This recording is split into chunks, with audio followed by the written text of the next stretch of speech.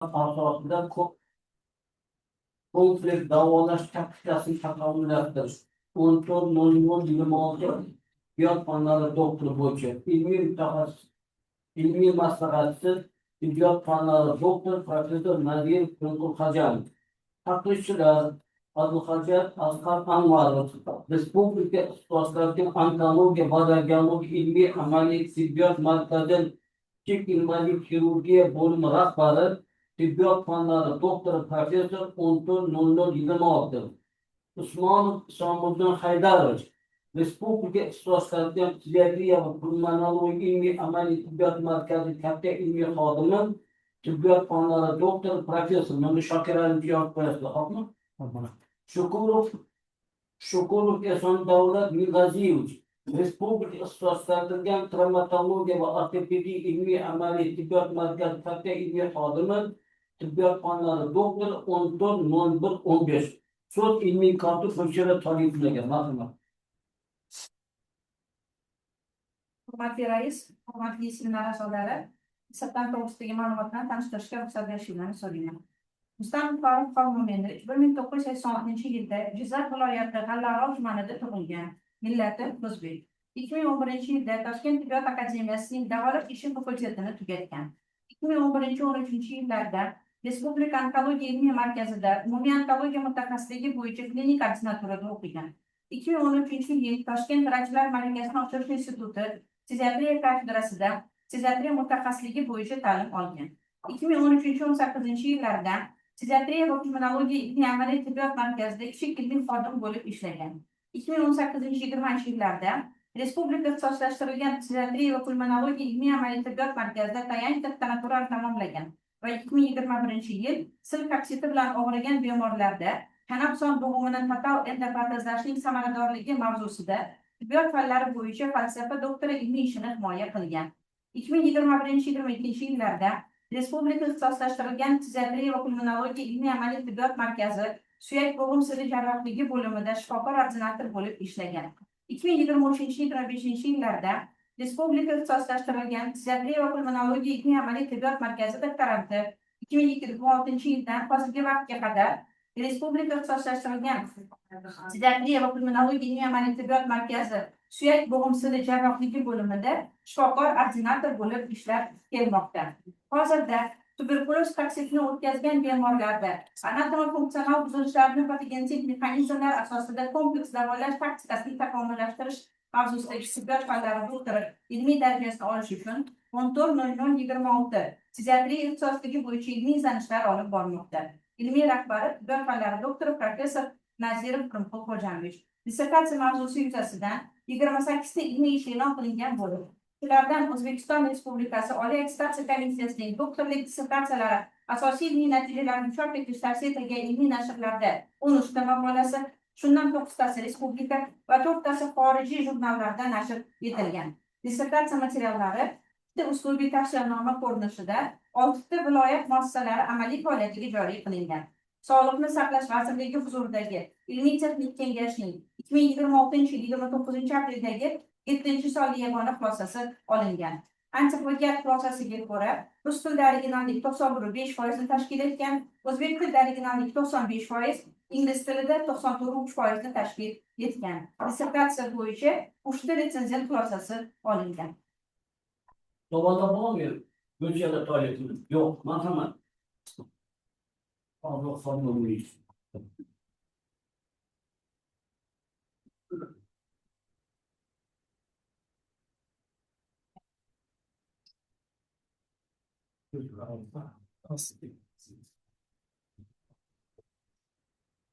Assalomu alaykum, hurmatli ilmiy kengash raisi, ilmiy kengash a'zolari.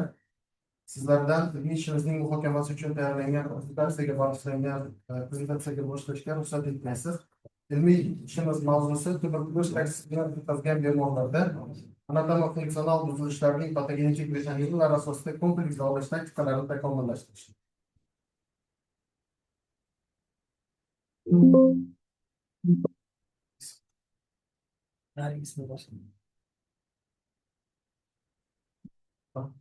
hozirgi kunda jahon aholisining taxminan 1/4 qismi tuberkulyoz mikobakteriyasi bilan zararlangan bo'lsa-da, ulardan faqatgina 10%da hayot davomida faol tuberkulyoz kasalligi rivojlanadi. Suyak bo'g'im tuberkulyozi o'pkadan tashqari tuberkulyoz shakllarining o'rtacha 15%ni tashkil etadi. Shundan chanoq son bo'g'imi tuberkulyozi barcha suyak bo'g'im tuberkulyozi holatlarining 25%gacha qismini tashkil qiladi. Respublikamizda bemorlarning o'rtacha 75% jarrohlik davolash uchun kirurgik davolash uchun kasallikning kech bosqichlarida murojaat qilishi tufayli a'zoni saqlab qoluvchi jarrohlik usullarini qo'llash imkoniyati keskin cheklanadi. 2010-yilga qadar tuberkulyoz kaksini davolashda sinorektomiya, absessotomiya yoki bo'g'imni artritida jarrohlik amaliyotlari keng qo'llanilgan. Hozirgi kunga kelib dunyo miqyosida har yili 2 milliondan ortiq chanoqson bo'g'imini total endokardiozda jarrohlik amaliyotlari bajariladi. Yuqoridagilardan kelib chiqib oldimizga qo'yilgan maqsad tuberkulyoz kaksitida chanoqson bo'g'imining morfologik va funksional o'zgarishlarini hisobga olgan holda etiopatogenik davolash va tiklovchi jarrohlik amaliyotlarining samaradorligini oshirish hisoblanadi. Tadqiqot maqsadiga erishish uchun quyidagi vazifalar belgilab olindi. Tuberkulyoz kaksitida chanoqson bo'g'imini funksional va organik nuqsonlarini aniqlash, shuningdek, bo'g'im faoliyatiga ta'sir etuvchi asosiy va hamroh omillarni qiyoslab o'rganish. Asoratlangan tuberkulyoz kaksitida anatomo-funksional buzilishlar darajasini aniqlash, rentgen, MSKT, MRT usullarini qo'llash va diagnostik usullarda taqqoslab, afzalliklari hamda kamchiliklarini aniqlash. Tuberkulyoz hamda nospesifik kaksitda yuzaga keladigan osteoporoz sabablarini aniqlash va kasallikning klinik kechishida osteokalsin, beta-karoflaps hamda N-terminal polipeptidlar markerlarini diagnostik qiymatini baholash. Asoratlangan tuberkulyoz kaksitida bo'g'im total endoprotezlash uchun spetsifik jarayonlarni klinik histomorfologik kechishini aniqlab, amaliyotning bajarilish muddatlarini, qo'shimcha davo choralarini belgilashda morfologik hamda immunogistokimyoviy usullarning afzalliklarini baholash. Chanoq son bo'g'imni total endoprotezlash samaradorligiga ilmiy asoslash, operatsiyaga ko'rsatmalar va qarshi ko'rsatmalarni ishlab chiqish, shuningdek operatsiyadan keyingi bemorlarda reabilitatsiya dasturlarini tayyorlash. Klinik, laborator, biokimik, morfologik va immunogistokimyoviy tahlillarga asoslanib, chanoq son total endoprotezlash amaliyotining samaradorligini oshirish, asoratlarni oldini olish, nogironlik darajasini kamaytirish uchun diagnostik va davolash algoritmlarini takomillashtirish. Tadqiqot materiallari, demak, mazkur ilmiy ish uchun Respublika ixtisoslashtirilgan fizioterapiya ilmiy markazi, suyak bo'g'imsiz jarrohlik bo'limida hamda Respublika nogironlarni reabilitatsiya qilish markazi yirik bo'g'imlarni endoprotezlash bo'limida davolangan va jarrohlik amaliyoti bajarilgan 148 nafar bemorlarning tahlillari o'rganib chiqildi. Bemorlar yoshi 18 yoshdan 75 yoshgacha bo'lib, o'rtacha yosh 39 yoshni tashkil etdi. Tadqiqot natijalarini o'rganish va o'zaro taqqoslash maqsadida bemorlar ikki guruhga bo'lib o'rganildi. Birinchi asosiy guruh bemorlarga sil kaksiti tashxisi bilan davolangan va operativ davo bajarilgan 85 nafar bemorlar kiritildi. Ikkinchi guruh nazorat guruhiga nospesifik kaksit bilan davolangan va 63 nafar bemor tahlillari o'rganildi. Barcha bemorlar statsionar sharoitda umumklinik laborator instrumental tekshiruvlar o'tkazildi. Keyinchalik mazkur tekshiruvlar dinamik kuzatuv maqsadida belgilangan muddatlarda hamda klinik ko'rsatmalarga ko'ra qayta amalga oshiriladi. Ularga bemorlarning anamnez ma'lumotlari, antropometriya ko'rsatkichlari, laborator tekshiruvlarda umumiy qon tahlillari, biokimik tahlillar, gemostazologik tahlillar, suyak to'qimasi metabolizm biomarkerlaridan birinchi tip prokollagen N-terminal polipeptidi va birinchi tip kollagen B-terminal telopeptidlari o'rganildi. Instrumental tekshiruvlardan rentgen, MRT, MSKT, densitometriya, elektroneyromiyografiya, elektromiografiya va tripan biopsiya tahlillari qilindi. Morfologik va immunogistokimyoviy tekshiruvlardan histomorfologiya, immunogistokimiya tekshiruvlari, shuningdek, total endoprotezlash amaliyotida jarrohlik usullarini qiyoslab o'rganish, total endoprotezlash jarrohlik amaliyotiga ko'rsatma va qarshi ko'rsatmalar algoritmini yaratish kabilar kiritildi. Kasallik davomiyligi bo'yicha tahlil qilinganda asosiy guruh bemorlarning aksariyati 3-5 yillik davomiylikda bo'lib, 43% tashkil etdi. Shuningdek, 6 va 15 yillik davomiylikdagi bemorlar 21% qayd etildi.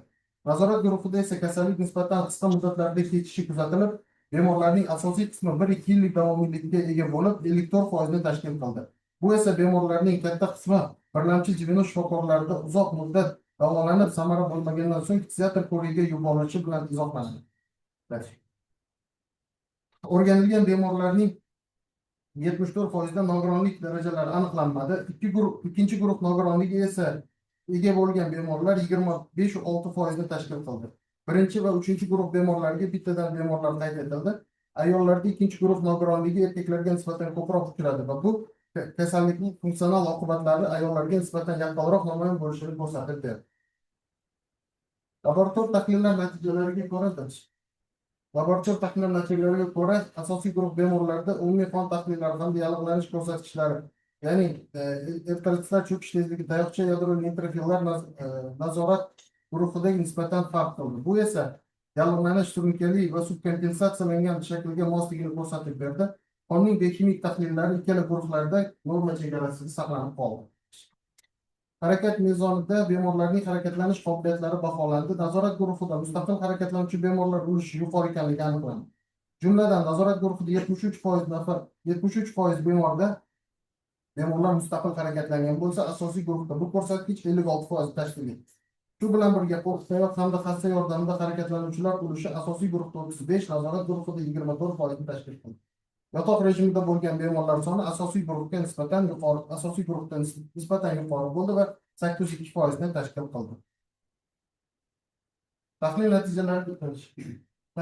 natijalariga ko'ra, asosiy guruhda kuchsiz va o'rta darajadagi og'riq kuzatilgan bemorlar ulushi yuqori bo'lib, mos ravishda 21% va 42% tashkil qildi. Shuningdek, bemorlarda 802% bemorlarda umuman og'riqlar qayd qilinmadi. Nazorat guruhida esa kuchli va o'tkir og'riq sindromlari ustun bo'lib, bemorlarning 60% aniqlandi. Asosiy guruhda bu ko'rsatkich 28% tashkil etdi. Xulosa o'rinda aytish mumkinki, og'riq intensivligi asosiy guruhda nazorat guruhlariga nisbatan past bo'lib, bu bemorlarda kasallik davomiyligining uzoq bo'lganligi, bo'g'imlarda fibroz, ankilozlar va kontrakturalar mavjudligi bilan izohlandi. Intoksikatsion natijalarini asoslaganda asosiy guruh intoksikatsiya belgilari nazorat guruhlariga nisbatan ko'proq kuzatildi. Xususan, holsizlik asosiy guruhda 55%, nazorat guruhida 17% tashkil qildi. Ishtahasizlik mos ravishda 29% ga 22%, tana haroratining ko'tarilishi 16% va 11% holatlarda qayd qilindi. Intoksikatsiya simptomlari asosiy guruh bemorlarida nazorat guruhiga nisbatan ko'proq uchradi. Tadqiqot davomida umurtqa pog'onasida kifoskeletik deformatsiyalar ham o'rganildi va bu 24 nafar bemorda uchradi. Mazkur holatlar asosiy guruhda sezilarli darajada ko'proq bo'lib, 71% ni, nazorat guruhida 28% tashkil etdi. Ayrim bemorlarda 4 darajali skolioz aniqlanib, ko'p burchagi 55% va undan ko'p gradusni tashkil qilganligini ko'rishimiz mumkin. Bu kasallik davomiyligining uzoqligi, chanoq son bo'g'imidagi deformatsiyalarni, bu esa o'z navbatida umurtqa pog'onasidagi deformatsiyalarga olib keladi. Bu holatlar esa erta tashxis qo'yish va o'z navbatida xirurgik ortopedik korreksiya o'tkazish muhim ahamiyatga ega ekanligini tasdiqlaydi. Harakatlar amplitudasi va funksional buzilishlar tahlilida eng ko'p uchragan kontraktura yengil shakli kontraktura bo'lib, asosiy guruhda 28% ni, nazorat guruhida 25% uchradi. Bo'g'im harakati amplitudalari asosiy guruhda 116 gradus, nazorat guruhida 105 gradusni tashkil qildi. Funksional holatlarni baholashda oqsoqlanish asosiy klinik belgilardan biri bo'lib, asosiy guruhda 42% bemorlarda, nazorat guruhida 34% bemorlarni tashkil qildi. Zararlangan oyoqning kaltalanishi asosiy guruhda 38.8%, nazorat guruhida 23% bemorlarni tashkil qildi. Hamroh kasalliklari bo'yicha bemorlarda aniqlangan kasalliklarda surunkali bronxit yetakchi o'rinda bo'lib, asosiy guruh bemorlarda 42%, nazorat guruhida 38% bemorlarda aniqlandi. O'pkaning sirratik tuberkulyozi, o'choqli tuberkulyoz va metatuberkulyoz o'zgarishlar faqatgina asosiy guruh bemorlarida aniqlandi. Gipertonik kasallik va yurak ishemik kasalligining ulushi har ikkala guruh bemorlariga nisbatan bir xil ko'rsatkichlarda saqlanib qoldi. MRT va MCPT usullarining bir-biridan to'ldiruvchi diagnostik ahamiyati ega bo'lib, bir-biriga turli bosqichlarda yuqori informativligi bilan namoyon bo'ldi. Xususan, tuberkuloz koksitida MCKT tekshiruv suyak tuzilmalarining destruktiv o'zgarishlarini aniqlashda yuqori samaradorlik ko'rsatdi. Son suyak boshtasining kollapsi. Ko'plab o'choqli destruksiyalar, osteoporoz, osteoskleroz va bo'g'im yuzalaridagi notezliklar MRTga nisbatan ko'proq aniqlandi. Bu MCKT tekshiruvining suyak destruksiyasida va kechki morfologik o'zgarishlarni baholashda ustunligini tasdiqladi. MRT esa yumshoq to'qima va erta yallig'lanish o'zgarishlarining baholasida yuqori sezgirlikka ega bo'ldi. Tuberkuloz koksida sinovit va eksudatlar, sinoplar parda qalinlashishi, paraartikulyar shish, granulsion to'qima hosil bo'lishi, erta bosqichlarda tog'ay destruksiyasi hamda bo'g'im atrofi absesslari asosan MRT orqali aniqlandi. Elektroneyromegrafik ko'rsatkichlari musculus gluteus maximus hamda musculus gluteus medius mushaklarining parametrlarida ko'rib chiqildi. Jarrohlik amaliyotidan oldingi va keyingi davrlarda baholandi. Asosiy guruhda musculus gluteus maximus amplitudasi 176 mikrovattdan 190 mikrovattgacha, gluteus medius amplitudasi esa 207 mikrovattdan 312 mikrovattgacha oshdi. Nazorat guruhida ham ijobiy tahlillar kuzatildi va asosiy guruhga nisbatan kamroq namoyon bo'ldi va bunda 261 mikrovattdan 288 mikrovattgacha oshganligini ko'rishimiz mumkin. Xulosa o'rinda elektromiyografiya natijasi asosiy guruh o'tkazgan kompleks tekshiruv natijasida chanoq bo'g'im atrofidagi mushaklarning funksional holatining sezilarli darajada yaxshilanganligini ko'rsatib berdi. Elektroneyromegrafiya tahlilida asosiy guruh bemorlarda periferik nervlar funksional holatida nazorat guruhiga nisbatan sezilarli darajada yomonlashganligini ko'rsatib berdi. Impuls o'tkazuvchanligi nervus femoralis, peroneus hamda tibialis bo'yicha tahlil qilindi va bu mos ravishda 43, 41 va 42 millisekundlarni tashkil etib, bu nerv tollarida impuls o'tkazuvchan jarayonlarning sekinlashganligini ko'rsatdi. Xulosa o'rinda elektroneyromegrafiya natijasi asosiy guruh bemorlarda periferik nervlar va nerv mushak apparatining funksional zararlanishi ancha chuqurroq ekanligini ko'rsatib berdi. Keyingi tekshiruv usulimizda densitometriya natijalari tahlili asosiy guruh bemorlarida suyak mineral zichligining ko'rsatkichlari nazorat guruhiga nisbatan sezilarli darajada past bo'lib, 55 yoshdan yuqori bemorlarda T-score ko'rsatkichi 2.3, nazorat guruhida 1.45 ni, Z-score ko'rsatkichi ham shu 55 yoshdan kichik bo'lgan bemorlarda 1.8 hamda 0.9 santimetr kvadratni tashkil qildi. Bu esa jarrohlik amaliyotidan keyingi davrda protez qismlarining nostabiligini yuzaga kelish xavfini ko'rsatib beruvchi omillardan biri hisoblanadi. Klinik misol densitometriya tekshiruvida jarrohlik amaliyotidan keyingi total endoprotezda jarrohlik amaliyotidan keyingi densitometrik tahlillar bu yerda ko'rishimiz mumkinki, chap hamda o'ng son suyagida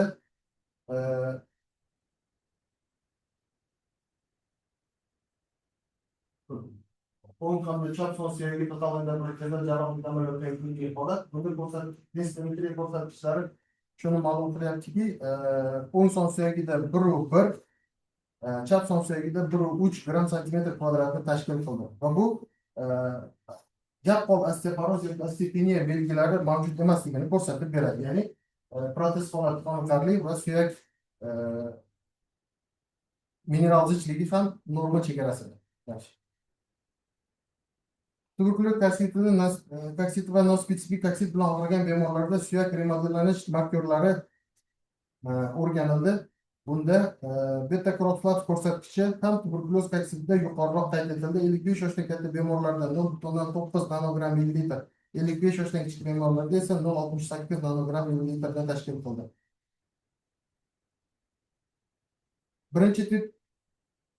Birinchi tip prokalogen N-terminal propeptidi ko'rsatkichlari 55 yoshdan katta bemorlarda 66 nanogram millilitr, 55 yoshdan kichik bemorlarda 86 nanogram millilitr tashkil qildi. Bu tuberkuloz koksitida suyak hosil bo'lishi hamda suyak rezorbsiya markorlarining balandligi kuzatildi. Bu holat surunkali yallig'lanish fonida suyak remodellanish jarayonlarining aktivlashganligini ko'rsatadi. Ayniqsa, N-terminal polipeptid ko'rsatkichining yuqori bo'lishi tuberkuloz koksitida granulyasion hamda fibrozlanish jarayonlarining kuchayganligini ko'rsatib beradi. Tuberkulozga qarshi terapiyalar, demak, quvvatlovchi faza 16% bemorlarda, intensiv faza 62% bemorlarda qabul qilishdi. Yakuniga yetmagan u yoki bu sababga ko'ra yakuniga yetmagan terapiya olgan bemorlar 3,5% tashkil qilishdi. Allergik reaksiyalar kuzatilgan bemorlar 17% tashkil qilishdi va bular desensibilizasion terapiya fonida terapiyalarni davom ettirishdi. Diagnostik tiripan biopsiya amaliyoti 18 nafar bemorga bajarilgan. Mazkur bemorlar nur diagnostik usullar hamda laborator tahlil natijalari bir-biriga qarama-qarshi natijalar ko'rsatganda, ya'ni kasallik faollik darajasini aniqlash, ikkilanish paydo bo'lganda va morfologik tasdiqlash maqsadida perkutant tiripan biopsiya amaliyoti bajarildi. Histomorfologik tekshiruvlar natijasida 6 oylik davomiylikda histologik preparatda kaziyoz, nekroz, epiteliot hujalar to'plamlari, pirogov, lankans hujalar, granuloma, periferatsiya limfositlar infiltratsiya o'choqlari, fibroblast zonalar aniqlandi va bu osteoklast rezorbsiya o'choqlarini ko'rinadi. Ushbu morfologik o'zgarishlar suyak to'qimasida uzoq davom etuvchi spetsifik yallig'lanish jarayonining mavjudligini ko'rsatib berdi. Aktiv tuberkuloz etiologiyasiga mos keladi. Morfometriya tekshiruvlarida ko'rishimiz mumkin, infiltratsiyalangan limfositlar soni 1630 dan 12 oylikgacha davolash davomida 867 gacha. Fibrozlanish indeksi 7,5 dan 38 gacha oshganligini, astigmaz indeksi esa 1,5 dan 11 gacha ko'tarilganligini ko'rishimiz mumkin. Bu suyak to'qimasida qayta tiklanish va remodellash jarayonlarining faollashganligini tasdiqladi.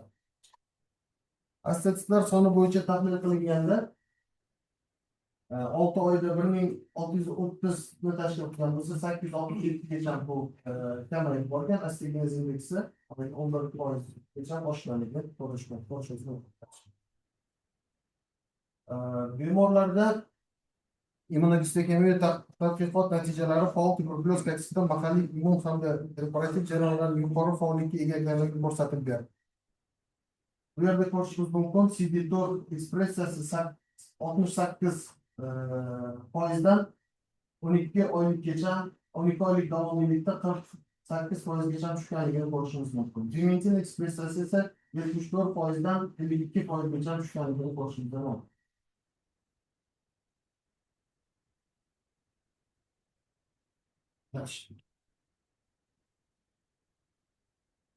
Total endoprotezlar jarrohlik amaliyotlarini bajarishda bemorlarga Harding hamda Moore usullari bo'yicha olib borilgan va bu usullar natijalari o'zaro taqqoslanganda interoperatsion qon yo'qotish Harding usulida 208 ml, Moore usulida 241 ml tashkil qilgan.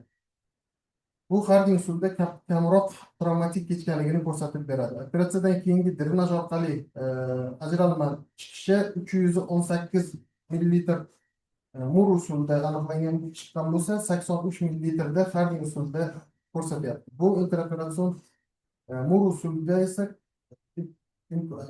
interoperatsion dislosiya jarayonlari Harding usulida Moore'ga nisbatan yaxshiroq ekanligini ko'rishimiz mumkin.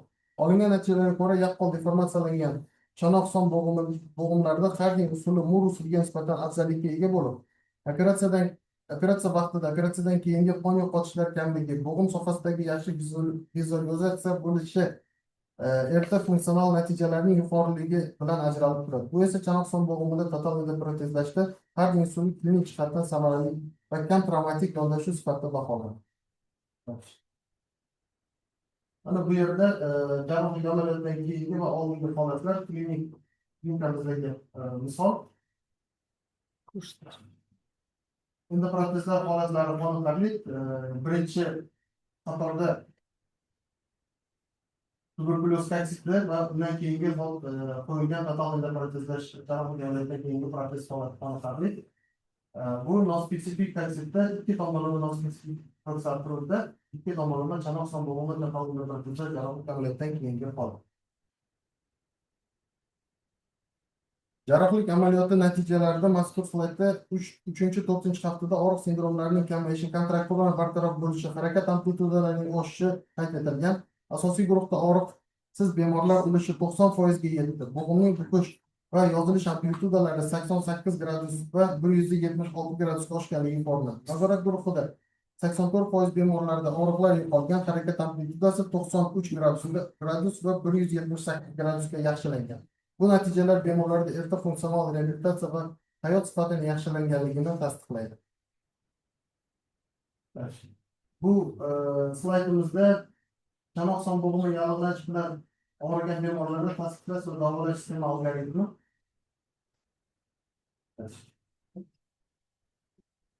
Xulosalarga to'xtalmaslikka agar ruxsat bersangiz.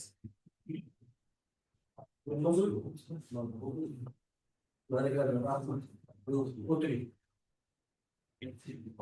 Marhamat, savollar bormi? Marhamat, bunda savollar bor. Xulosa bermadingiz o'zi. Xulosa Xulosalar. yuborgandim. Savollar marhamat. Пожалуйста, вопросы кого владельца, члены совета, семинара и не члены, имеют все право задавать вопрос. Готов тебе регулярно, да? Пожалуйста, я задаю ваш вопрос. Спасибо за интересный доклад. Очень объемный исследование вы провели. Единственный у меня вопрос. Представленные на слайдах гистологические картины, это сделанные на ваших памятниках или это взято из литературных данных? И где делались ваши диссертации, эти гистологические исследования? Спасибо. Пожалуйста, вы поняли, да? Отвечайте. Коротко, ясно. Спасибо, Георгий, за вопрос. Все гистологические материалы, которые показаны в слайдах, они наши собственные исследования, они из наших больных получили микроскопические материалы и здесь у нас обследовали по гистологическому обследованию. Но иммуногистохимия и морфологические обследования мы проводили в Бухарском государственном университете медицинском, и там оттуда мы все получили результаты. Где? Морфология какая? Гистологический у нас сделано все. А именно гистохимические исследования проведено в Бухарском государственном университете в отделении гистологии. Все наши собственные обследования. Спасибо. Пожалуйста. Доктор медицинских наук Далия Камгян. Trikombiyopsiyalariz qayerda va kim tomonidan bajarilgan? Yangi savol. Haligi endi protez qo'yilganda masalan birontasi отторжение bo'lganmi yo hammasi jamshiddanmi? Yangi savol, ilmiy ishingizni yangiligi nimadan iborat?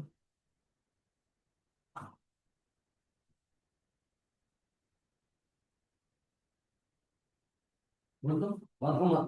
Javob bering savolga.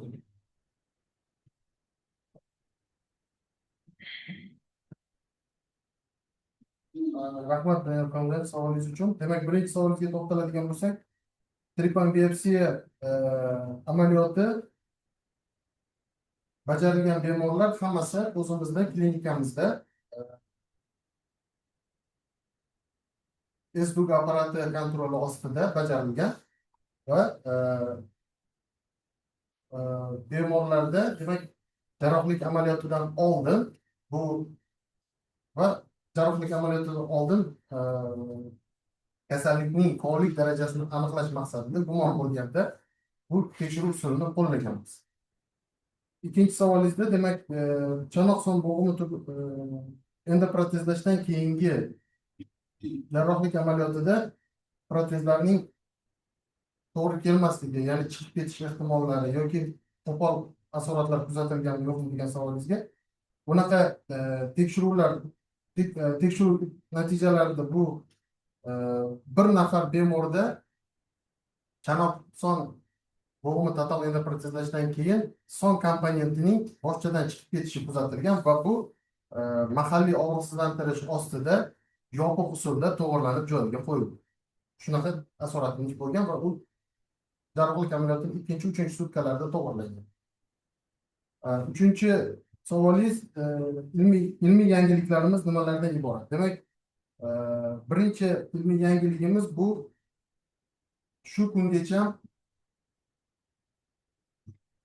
chanoq son bo'g'imi tuberkulyoz kasalliklarida total endoprotezlashdan oldin morfologik jihatdan kasallikning aktivligi yoki nofaolligi, faolligi bu narsalar o'rganilmagan va biz bu narsani o'rgandik va 6, 9, 10 oyga bo'lib o'rganganimizda asosiy kasallik aktivligi 6 oyda faol bo'lib, 9 oyga nisbatan faol bo'ladi va 9 oyda kamayadi va 12 oyda hammasi ikkala ko'rsatkichga nisbatan 12 oyda eng past ko'rsatkichni oladi. Bu degani chanoq son bo'g'imini total endoprotezlash kasallik davomiyligi 12 oy va undan ortiq bo'lgan davrda qo'yilishi mumkin deb aytiladi.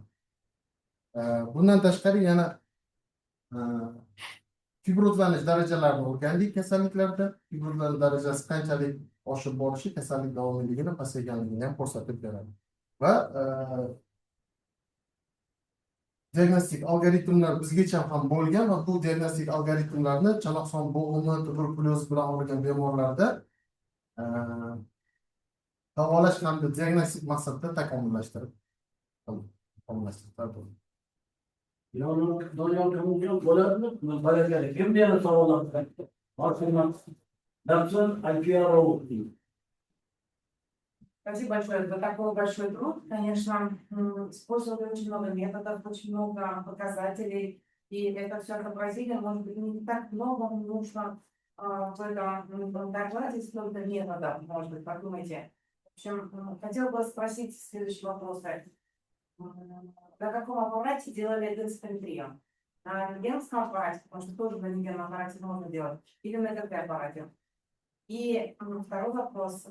Это показатели денсиметрии влияли на выбор трансплантата, фитотрансплантата, вот это вот зависимость была или нет у вас в работе? Спасибо.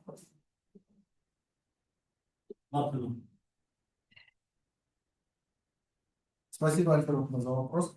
Значит, исследуем денситометрия. Мы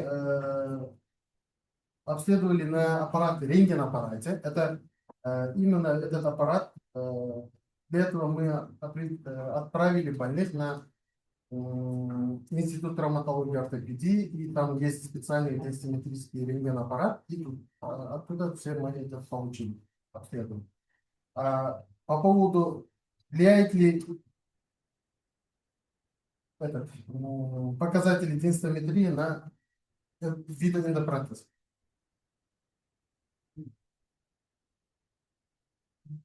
При 3 случаях мы при 3 случаях мы именно при ухудшении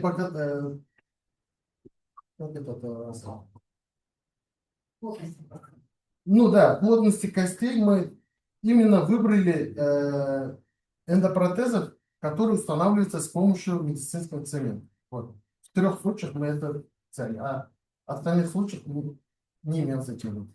Да. Пожалуйста, доцент Шахбозхон Махмудович.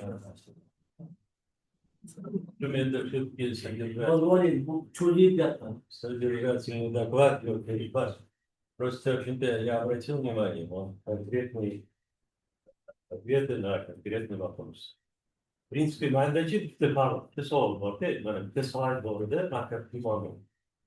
soatgesda ko'p sonli yondosh kasalliklar sizlar tekshirgan kasallarda o'shaning qatorida birinchi o'rinda turibdi kroniskiy bronxitda mana asosiyda 40% dan oshib qoldi, keyin nasorat turibdi ham Endi bu jarimiz o'zi ana qo'yilgan anamizga, anamiz asosidami, interyerga asosidami. Ularda keyin hali o'pkani funksiyasini tekshirishni iloji bo'lgan uni. Soответственно, bu qanchalik mana shu xronический bronxit deganida shu mana shu asosiy guruh kasalliklarni ketishiga ta'sir qilishi mumkin. Rahmat. Tushundilar savol. Qanaqa bilan qo'yish? Demak, rahmat sog' olsin. Surunkali bronxit tashxisini qo'yishimizda asosiy inobatga olgan tekshiruv usullarimiz bu ko'krak qafasi rentgenografiyasi va fluorografiya natijalariga asosan surunkali bronxit tashxisini qo'yganmiz va bu kasalliklarimizning kechishiga qanday ta'sir ko'rsatishi mumkin. Ya'ni surunkali bronxit kasalligida qaytalanishi yoki aktivlanishi jarayonida qo'shimcha infeksion jarayonlar tuberkuloz yoki chanoqson bo'g'imi koksitini rivojlanishiga, ya'ni aktivlik jarayonini qaytadan rivojlanishiga olib kelishi mumkin degan ma'noda o'rgandik. Yo, просто mana qo'yganinglar asosan rentgen asosida. Rentgen Unaqa yo, endi просто bu обострение narsa bo'lmaydi. Rentgen yo'q. Abasirlar kuzatildi. Malikalar. Bo'ladimi? Marhamat, kimga savollar bor? Marhamat, gapcham, muqaddimda qolib Rahmat, yaxshi taklif qo'yishdik. Bitta savol yozib qo'ygandim. Bitta ovoz aytgansiz. O'shanda tushunarli bo'ldi. Ya'ni man savolga boshqa munosabat chanoqsiz. Bu 12 oydan keyin davolash kerak. Undan keyin operatsiya qilish mumkin deganiga hozir savol javob berish vaqtligisi tekshirgani asosida. Endi yana bitta savol. Rentgen MCT MRT'larni degansiz o'sha spesifичность hamda чувствительность o'shalarni hisobladingizmi? O'shani bo'lsa agar o'sha yozib yomon. Bu birinchi savol. Ikkinchi savol. Абсолютно противопоказаний, критерий противопоказаний bormi protezga qilishga? Yani tuberkuloz müstesnisinde agar endi bo'lsa, ular iloji bo'lishi kerak. Keyingi savol, qancha reaksiyatsiya bo'ldi bu keyin endi protezlashdan keyin. Beshida uni tekshirsa reaksiyatsiya bormi yo'qmi? Yani savol xatdan berilgan savol mikrobakteriya tekshirgansiz, qanchasi mikrobakteriya aniqlandi, qanchasida patologik tuberkuloz tasdiqlandi. Demak, tasdiqlanganlar asosida tasdiqlandi. Yana bitta savol bor, endi haftalik kelib chiqqan SPT grant doirasida qilingandi. Bu grant nomi dorilarning ishlab yangi shtammlarni tashkil davolash, oldini olish bo'yicha yangi milliy standartlar ishlab chiqish. Sizda o'zbek taksi bo'yicha administratsiya ma'lumotlar bo'lib chiqadi. O'shani agar tushuntirib bersangiz yaxshi bo'lardi. Tushuntirdimmi?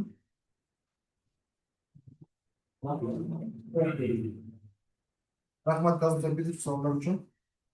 Nima uchun 12 oy, 6, 9, 12 oy deb qo'yganimiz, demak kasallikning ketishi, davomiyligi qanchalik uzoq vaqt bo'lsa, bu gistomatologik jihatdan tasdiqlandiki, shu kasallik qancha davomiylik uzoq bo'lsa, uning aktivlik darajasi pasayib boradi va bu chanoq bo'g'imi totalida jarrohlik amaliyotdan keyingi kuzatilishi mumkin bo'lgan asoratlar kamaytiradi. Jarrohlik amaliyotiga ko'rsatma va qarshi ko'rsatmalar. Demak, jarrohlik amaliyotiga ko'rsatmalar bu chanoqson bo'g'imidagi qo'pol deformativ destruktiv o'zgarishlar, chanoqson bo'g'imining nostabilligi va bemorlarni normal hayot tarziga qaytarish maqsadida ular total endoprotezishni ko'rsatma va qarshi ko'rsatmalar qachonki antropometrik ko'rsatkichlar hisoblanganda, demak bu bemorlarda semizlik yuqori darajalari bo'lganda, qo'shimcha yondosh kasalliklari bo'lganda ularni davolab korreksiya qilingandan keyingi именно tuberkulyoz koksiti uchun qarshi ko'rsatmalarni oladigan bo'lsak, bu faol tuberkulyoz koksitining faol darajalari faol vaqtida, ya'ni kasallikning faol vaqtida total endoprotezlash o'rnatish bu qarshi ko'rsatma bo'lib hozircha hisoblangan. Trepanbiopsiya tekshiruvida olingan materiallarda BKni topilishi va uning BK topilishi.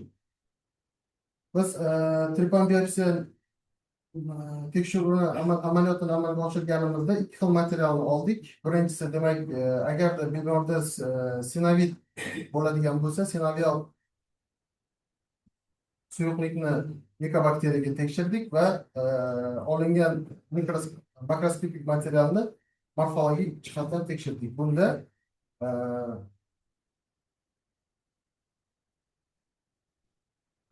3 nafar bemorda BK topildi va bu BK topilgan bemorlarda faollik darajasi yuqori bo'lganligi sababli ular jarrohlik amaliyotiga 8-9 oydan keyin olindi.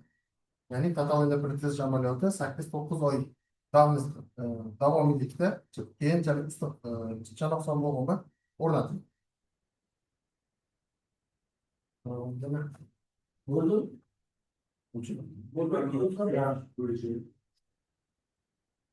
Grant doirasi deyilganda, grant yani karşı davolash va oldin olish bo'yicha buning chiqish bo'yicha grantda grantga hujjat o'tkazilmadi. Да, мы грантный Tuberkulyoz koksit, это который не соответствует наукам то'polon. Bularni ko'rsangiz, yana kimda savoli bor? Yetadi. Bo'ladimi?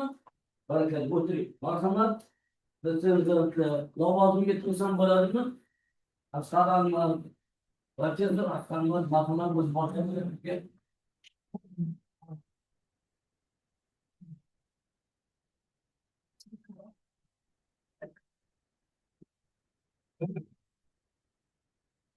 Assalomu alaykum. Seminar seminar qatnashuvchilar, ustozlar, nima bo'yicha konsertasiya ish o'zbek tilida yozilgan ekan. Va tadqiqot ham nizom bo'yicha o'zbek tilida berilgan. Bu ruxsat versiyada rus tilida yozib bersam, endi bir ikkita tillar bor, hozir paydo bo'ldi, o'shani ham ochib bersam. Я попросил разрешения, говорю, языковой барьер на русском языке дать свою рецензию, она предварительно написана на узбекском языке согласно положению фактов. На каком языке представляет работу, соответственно, он должен защищаться. Но у меня вот сейчас сложилось такое впечатление по поводу самой темы диссертационной работы. Ну, статистики, значит, тема актуальна тем, что невегетативный туберкулез, в частности, туберкулез опорной двигательной системы, значит, и тазов, костей тазов встречается в 25% случаев. Это довольно-таки большая работа пациентов, которые, как говорится, проседают, находятся между фтизиаторами, фтизиохирургами и фтизиоортопедами и ортопедами-травматологами. Как в этой ситуации быть? И вот сейчас, вот сегодняшний, значит, доклад и актуальность темы продемонстрировали, значит, заинтересованность сидящих членов научного семинара. И здесь тема, она такая, скажем так, на мой взгляд, она больше, конечно, с позиции хирурга. Здесь вопросы звучали как в плане фтизиатрических и пульмонологических вопросов, более терапевтического характера. Также были вопросы касаемо хирургии. Естественно, археолог, естественно, свою тему тоже, как ведущий радиолог нашей страны, он тоже задает вопрос. Именно, на мой взгляд, вот эта проблема, которую сегодня поставил диссертант наш поднять, это улучшить диагностику, улучшить выявляемость и улучшить, естественно, результаты лечения туберкулезного коксита, является на сегодняшний день актуальным. На мой взгляд, диссертационная работа, представленная сегодня диссертационная работа, актуальна тем, что есть моменты, когда в практическом отношении как быть. Поступил пациент с кокситом, все-таки делают такие вот патогномонические значит, семиотика, наличие эксудата в области значит, сустава. В этой ситуации что это является? Активность воспалительного процесса или же активность туберкулезного процесса, или же значит, асептическое воспаление? Вот на эти вопросы, на мой взгляд, попытался ответить сегодняшний диссертант с его научным консультантом. И посему представленная разбивка пациентов, 148 пациентов, поделены на две группы, это контрольная основная группа. В контрольной группе это вошли пациенты с неспецифическими заболеваниями этой зоны. В сравнении с этим разработка или совершенствование алгоритмов, или как воздействует на этот патологический процесс, чтобы улучшить результаты лечения больных туберкулезным кокситом, значит, по этому вопросу, на мой взгляд, попытался найти значит, ответ на поставленный вопрос или часть проблемы сегодняшний диссертант. И на мой взгляд, это у них получается. Ну, еще раз, как говорится, нелестно отзываясь, все-таки на сегодняшний день отделение нелегочного туберкулеза опорно-двигательной системы, она является пионером в центре, задает, как говорится, и моду, и соответствует моде мировым тенденциям. На мой взгляд, значит, они подобрали именно эту когорту пациентов, который все-таки полечил, и не зря Казым Сабирович задал вопрос по поводу все-таки, какие все-таки были ли неудовлетворительные результаты. Конечно, в медицине при всем значит, положительных результатов все равно процент, как говорится, ошибки и процент неудовлетворительности или недоучета существует. И вот, на мой взгляд, вот ликвидации этих недоучетов была посвящена сегодняшняя демонстрация материала, который значит, предоставил наш сегодняшний соискатель. Значит, поэтому, на мой взгляд, тема актуальна, она подобрана совершенно правильный контекст такой диссертационной работы, изложенный материал дает основание в заключении, что диссертационная работа соискателя, она отчасти, но она решает проблемы. Проблемы диагностики, лечения и, соответственно, значит, определения дальнейшей тактики лечения туберкулезного коксита. Значит, введение, введение представлено в стандартном классическом стиле. Значит, диссертационная работа состоит из 178 машинно-текстового изложенного материала, хотя предварительно, в первичном виде, когда мне представил диссертант, она тяжелый труд, тяжелый и по объему своему, и по структуре, более 200 листов, около 230 листов такая диссертационная работа была. Ну, конечно, это все, значит, неоднократно обсуждаясь, произошло какие-то моменты унифицированы, и, соответственно, окончательный вариант, 178 страниц, машинописного текста, который соответствует, в принципе, всем требованиям положений в акте Республики Узбекистан. Диссертационная работа изложена на состоит из 6 глав: введение, обзора литературы, материала метода, результатов собственных исследований, изложенных на 4 представленных виде 4 глав, соответствует тоже требованиям в акте Республики Узбекистан. Диссертационная работа представлена с исканием ученой степени доктора наук по грифу 14.0026 в фтизиатрии. И поэтому, конечно же, она всецело отвечает грифу фтизиатрия, но вот эти хирургические аспекты, которые для меня, во всяком случае, они больше впечатление произвели, будучи, как говорится, изначально я сам как хирург, естественно, эти хирургические аспекты, которые они осветили, показали, они, я считаю, что это, значит, плюс и большой, значит, интерес представляет укрохать диссертационной работы. Ибо не всегда хирургический результат хирургического лечения является панацеей лечения этой проблемы или этого вопроса. Правильная диагностика, правильная верификация – это является частью комбинированного или комплексного лечения этого тяжелого недуга. Значит,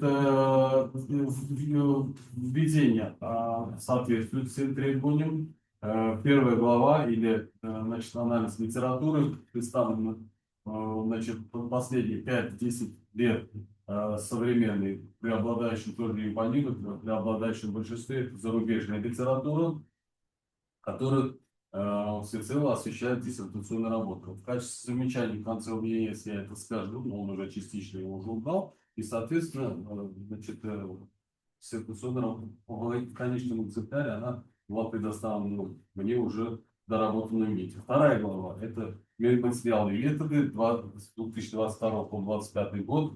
Клинический материал, собранный из Центра фтизиатрии и пульмонологии имени академика Алимова, значит, в отделении значит, делегачного туберкулеза, 148 пациентов, при этом две группы пациентов, контрольная и основная группа. Основная группа – это пациенты, которые были, значит, все больные были прооперированы, выполнены эндопротезированы, что также соответствует репрезентативности. Контрольной группы – это 85%, которым был выставлен диагноз туберкулез, подтвержденный морфологический, цитологический, инструментальный и клинический. И, соответственно, 63 пациента – это группа контроля, которому значит, обращались и выполнены операции по поводу эндопротезирования, выполнены по поводу других заболеваний, значит, по поводу двигательного аппарата. Как я уже сказал, действительно, это работа сравнительная группа, а не репрезентативных, что также обуславливает и точность выверки представленных статистических данных. В постановку диагноза вошли все виды ключевых методов диагностики, коими являются МРТ, МСКТ, генеалогические исследования. Кроме этого, функциональные исследования – это электронейромиография, значит, определение и определение молекулярных генетических исследований. Конечно, отрадно увидеть материал, особенно это, значит, 4 глава диссертационной работы, это результаты морфологических исследований, которые в комплексе выполнены с сотрудником Бухарского мединститута. Конечно, наверное, нужно будет материал методы дописать, что материал обработан не только в Центре фтизиатрии и пульмонологии, и тогда, наверное, количество вопросов также уменьшится, потому что такие исследования, они проводятся сугубо специфических лабораторий, патоморфологических лабораторий. Это, например, в нашем Центре онкологии существует, а также существует ряд частых структур. Если вы допишете буквально 2 строчками, я думаю, вы снимете многие вопросы. 3 глава, значит, оценка эффективности, идиопатогенетической оценки эффективности, значит, в клиническом течении туберкулеза, значит, тазовых костей. Значит, подробно изложен клинический материал, подробно предложен, значит, проанализированы результаты инвазивных, малоинвазивных методов диагностики, коими является трепан-биопсия. Трепан-биопсия отвечает, естественно, как на вопросы определения морфологической принадлежности патологического процесса, а также можно определить все-таки наличие, значит, воспалительного процесса в целом, что также ключевой момент играет на выборе тактики хирургической или этапности хирургического лечения. Подробно изложены результаты электронейромиографических, денситометрических показателей. Значит, оценка проведена здесь уже ортопедические режимы, как говорится, подробно я останавливаться не буду, ибо они были заложены хорошо в презентации, но есть референсные значения, которые диссертант показал, что изменение их и в количественном отношении можно говорить о мышечной дистрофии, мышечной недостаточности, которые также могут негативно сказываться на результаты комплексного лечения. 4 глава, значит, морфологические изменения, оценка морфологических изменений при туберкулезе, значит, костей таза. Результаты прослежены после 6, 9, 12 месячного лечения. На мой взгляд, это довольно-таки хороший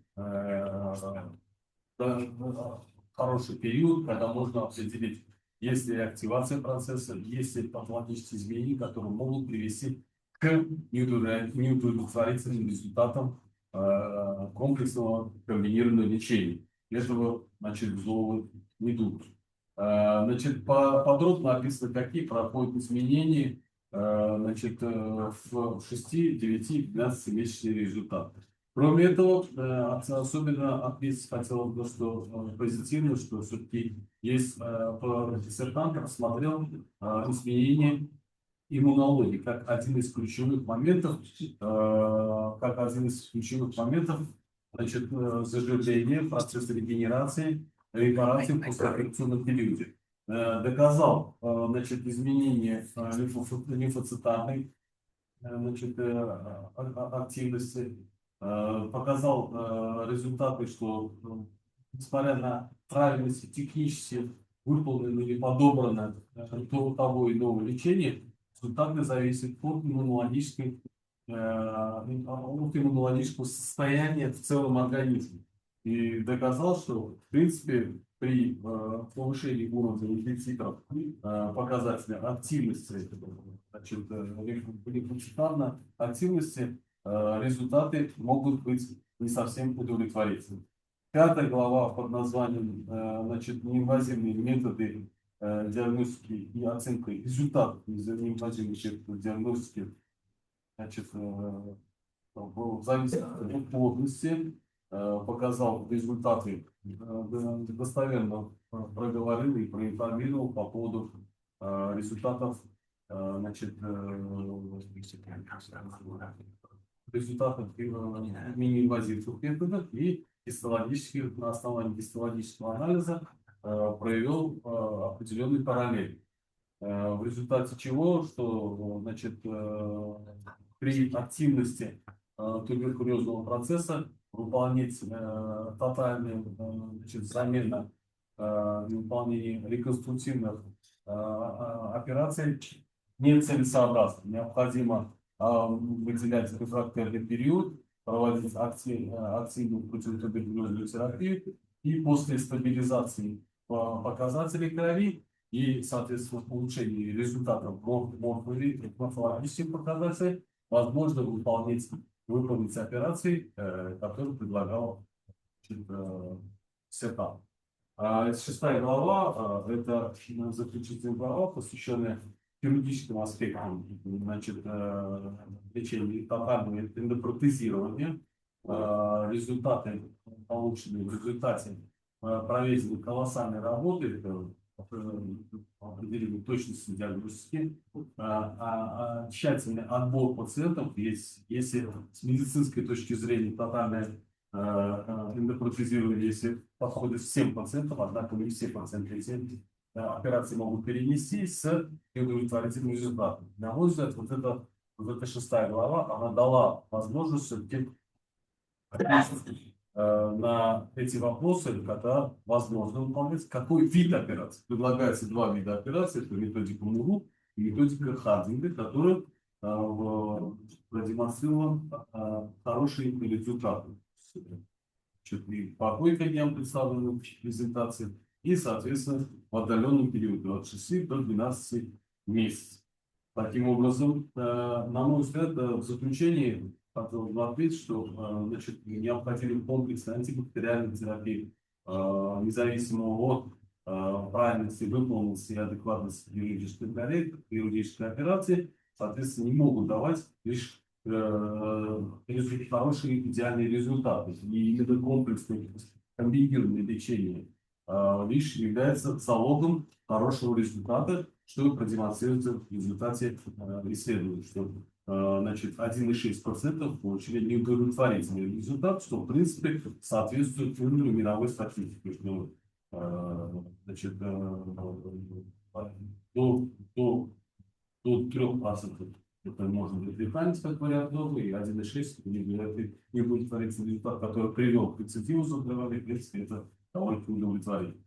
Таким образом, на основании полученных исследований, проведенных исследований, на мой взгляд, все-таки диссертант смог найти точки соприкосновения, когда необходима точная диагностика определение точной тактики лечения, выбор именно точной тактики хирургического лечения и, соответственно, методику выполнения хирургических вмешательств. Убедительные данные продемонстрировать соискателям позволили сделать заключение и выводы, которые также были должны в операторы, и, в принципе, все значит, члены семинарского совета уже были ознакомлены. Значит, по поводу значит, положения ВАКа, диссертационной работы, представлено в виде 28 публикаций, из них 13 статей, 9 из них в республике и 4 международные статьи. И имеется 4 тезиса, 2 из них международных тезисов. Ну, конечно же, каждая работа, какая бы она ни была бы сделана в практическом отношении, в аналитическом плане, конечно, были вопросы, которые, в принципе, мы уже неоднократно обсуждались, но все-таки я хотел бы озвучить у них, послушать ответ на них и также поставить вопросы, на которые послушать ответ, и если не против, после этого я заключение зачитаю, по-моему, Хорошо? Значит, какие есть замечания? Значит, ну, безусловно, научную новизну необходимо заново пересмотреть. Есть часто встречающиеся их пора или там впервые в ЯНДД. Конечно, нужно пересмотреть, наверное, все-таки некоторые моменты нужно, скажем так, более обтекаемо подать. Да. По поводу, значит, по поводу Адалет Шарты или списка литературы есть ссылки, которые заканчивают по одной, по две ссылки. Ну, так как это все-таки научный труд, это должен быть в виде анализа, необходимо просмотреть всю литературу, обобщить и своими словами изложить на бумаге, и сославшись на эти ученых. Тогда в таком случае, наверное, будет, скажем так, что мы сможем обойти ключевые моменты этого плагиата. Поэтому вот этот момент хотелось бы, значит, это сказать. В техническом аспекте есть сокращение, вот ЖССТ, ПЗР, ТХТ. Если, ну, скажем, я не хочу вас учить, вы так прекрасно знаете, но это, наверное, нужно, если вы первый раз указываете, наверное, полное название дать и в скобку указать сокращение. Это чисто техническом аспекте. Часто в некоторых главах, практически, вернее, каждая глава с подглавой начинается с каких-то исторических ремарок, может быть, или каких-то повествований. Наверное, это все унифицировать необходимо, либо это полностью убрать, либо это перенести в первую главу Адалет Шарты. То есть, например, что такое остеопения? Например, дается терминология. Ну, у нас научный труд, который, в принципе, наверное, такие ремарочки нужно убирать. Подглава 2.2.3, или же миография. Почему вы даете, для чего это указывается, не совсем понятно. Да, конечно, в процессе рецензирования и домысливания диссертационной работы у меня появилась четкая логика, когда она применена. Но если эту биографию указать в виде и подать в виде дизайна исследования, на мой взгляд, у читателя будет более точное понимание, все-таки для чего этот метод используется, когда его применить. Ну, остальные, то, что касаемо стилистически, облагательства, наверное, нас останавливаться не нужно. И в ходе диссертационной работы у меня возникли 3 вопроса, и, к счастью, я часть этих вопросов услышал в зале. Значит, я, естественно, часть своего, что понял, что, наверное, делился практически в одном ключе. Вот по поводу вопросов, это все-таки вопрос диссертационной морфологии узяшки английского. Улян натija скоро дал так ханет, но сработал. Как вопрос, на части уже звучал, я наинтересовал, почему для репан биопсии парчи беморли планман. Onu bu sorular ikinci и asosiy guruhda suyanadi принципе faqat 16 bemorlarda qo'llanildi.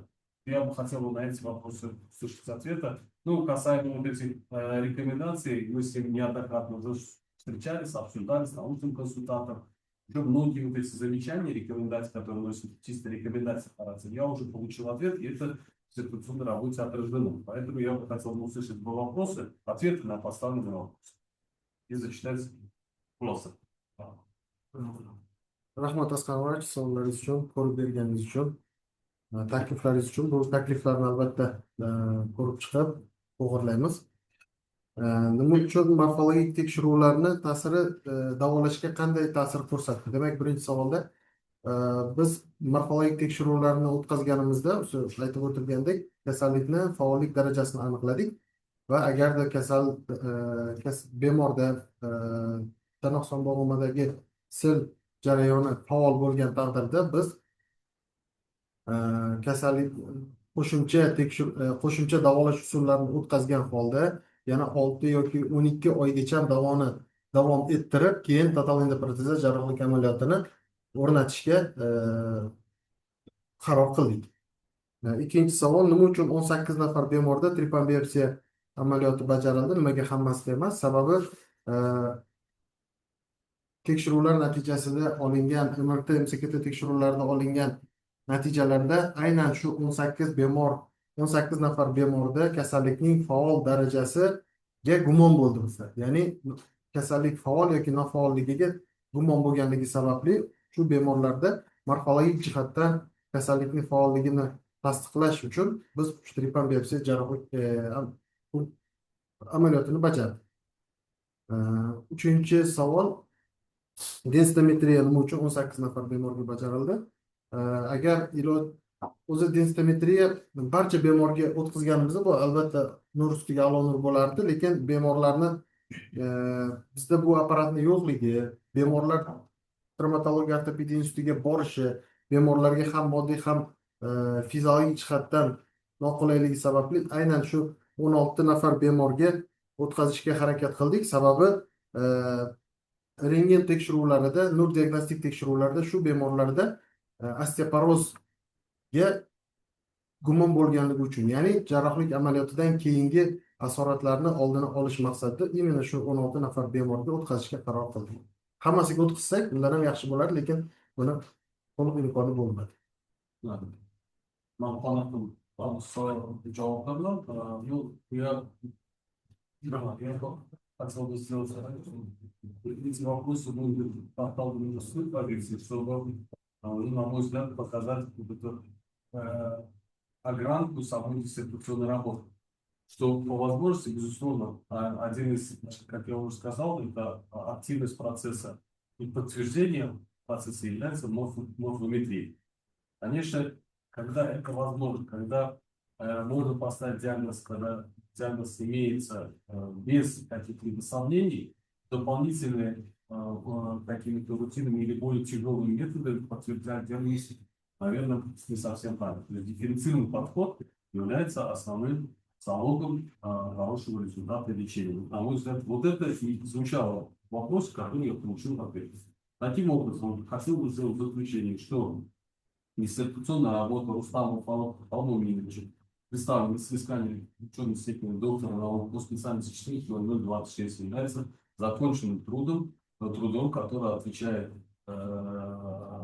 который решает определенную проблему. Это ранней диагностики, профилактики и лечения нелегочных форм туберкулеза, соответственно, и туберкулезного токсита. Она является законченным трудом, значит, построен на высоком методическом и методологическом уровне, высказаны мной замечания, и они носят лишь рекомендательный характер, не умаляют достоинства самой диссертационной работы.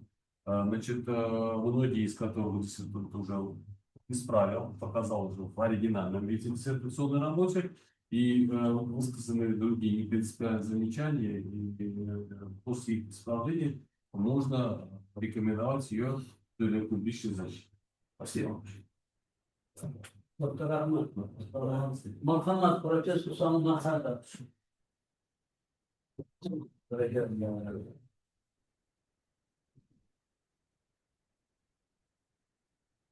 Agar sizda bo'lsa, asosiy kamchilik takliflarni kel bo'lib, yo'qlarning hammasini zo'r tushuntirib beradi. Shunga rahmat demoqchimizda. Assalomu alaykum, hurmatli rais, hurmatli seminar kengashi a'zolari. Haqiqatan ham Asqar Anvarovich ishimizni ancha yengillashtirdilar. Chuqur dissertatsiyaga to'xtalib o'tdilar. Farruh Xo'monovich Rustam tomonidan taklif etilgan ilmiy ish dolzarbligini haligacha yopayotgani yo'q. Chunki tuberkulyoz kaksit, buni endoprotezlab qo'yish, davolash usullari hozirgacha bu ishga bag'ishlangan ishlar juda ko'p dunyoda.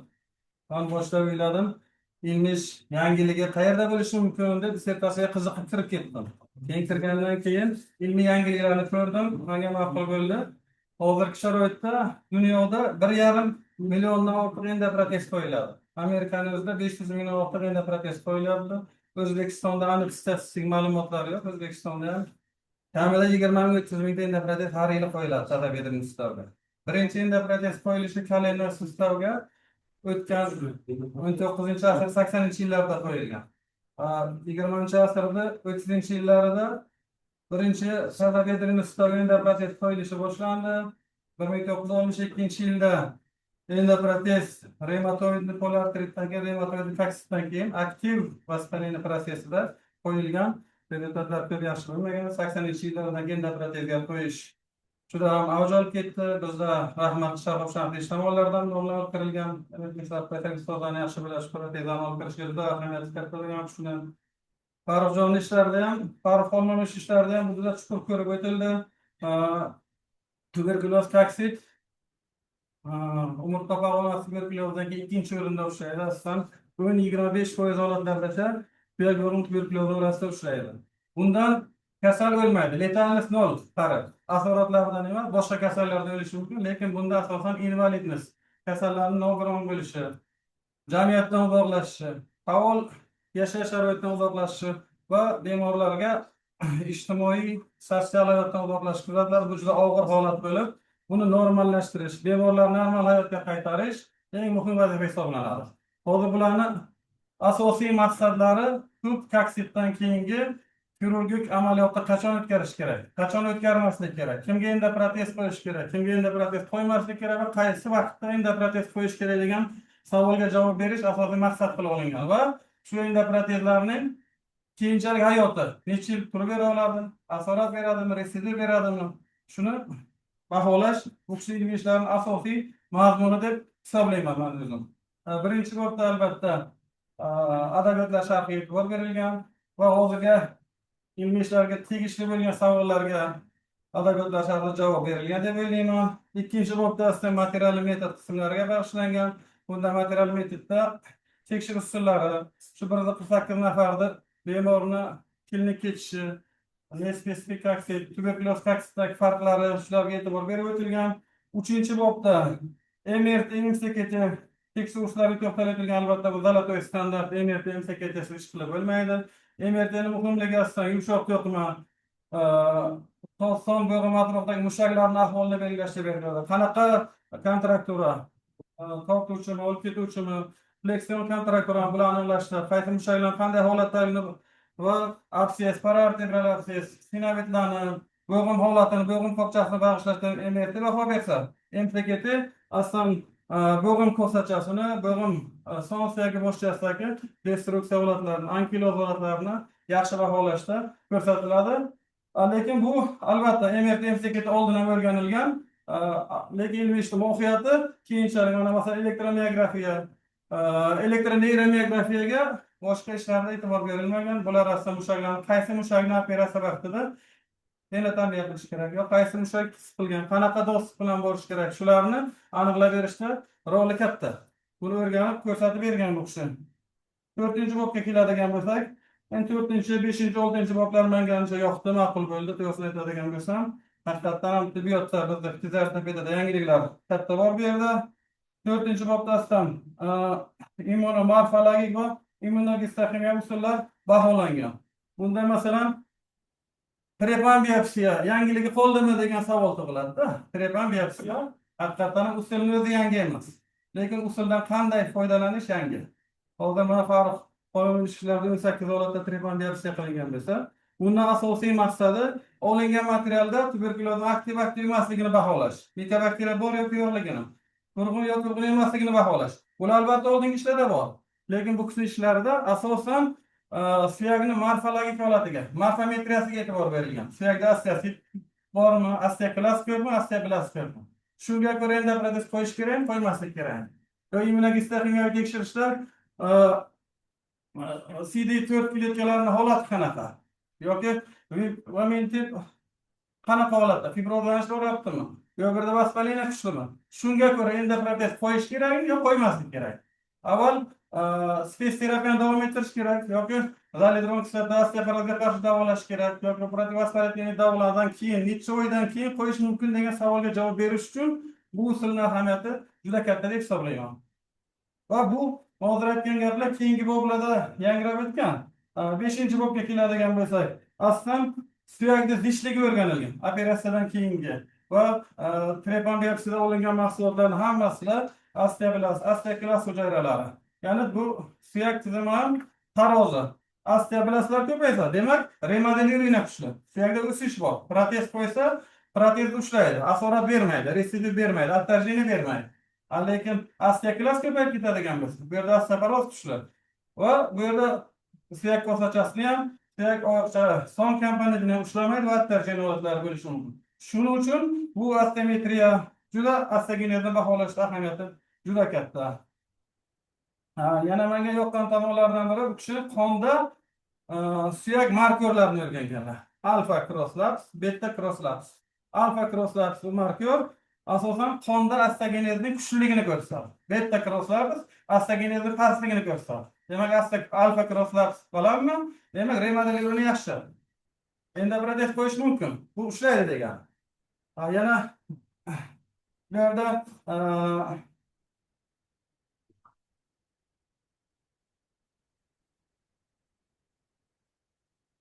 bir kollagen birinchi tip en polipeptid o'rganilgan bu ham qachonki remodelирование ko'p bo'lgan vaqtda remodelирование normada yaxshi bo'lgan vaqtda qonda paydo bo'ladi bu degani mezenximal hujayralar bu suyak to'qimasi mezenximal bir uch to'qimalarga kiradi shularda rivojlanish o'sish borligini ko'rsatadi bundan keyin protez qo'ysa rezultatlar natijalar yaxshi natija olish mumkin degan qarorga kelish mumkin